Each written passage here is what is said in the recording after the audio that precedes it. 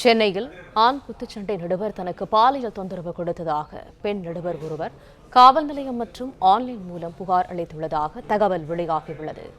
கூடுதல் தகவல்களை தருகிறார் எமது செய்தியாளர் சரவணன். சரவணன், வணக்கம். விவரங்கள் என்ன?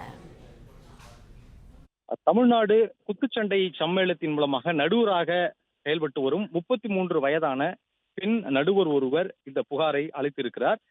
இவர் கடந்த 19ஆம் தேதி பெரியமேடு காவல் நிலையத்தில் அளித்திருந்த அந்த புகாரில் இந்த குத்துச்சண்டை நடுவராக பணிபுரியும் ஆண் நடுவர் ஒருவர் அவருக்கு பாலியல் தொல்லை அளித்ததாக அந்த புகார் கொடுத்திருக்கிறார்.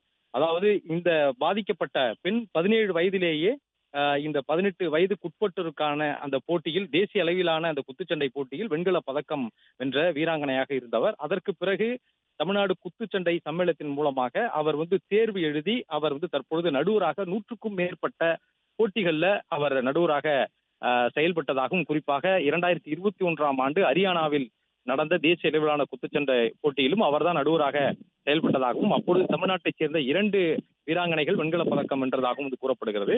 இந்த நிலையில் அவர் தொடர்ந்து கடந்த 1 ஆண்டுகளுக்கும் மேலாக தமிழ்நாடு குத்துச்சண்டை சம்மேளனத்தில் பணிபுரிந்து வரக்கூடிய மற்றொரு ஆண் நடுவரான மோகன் என்பவர் மீது இந்த புகாரை கொடுத்திருக்கிறார். அவர் 1 ஆண்டுகளுக்கு மேலாக இவருக்கு பாலியல் தொல்லை கொடுத்ததாகவும், அதே போன்று தேசிய குத்துச்சண்டை சம்மேளனத்தில் நடுவராக பணி வாங்கி தருவதாக அவரிடமிருந்து பணம் பெற்று மோசடி செய்ததாகவும் அந்த புகார் கொடுக்கப்பட்டிருக்கிறது.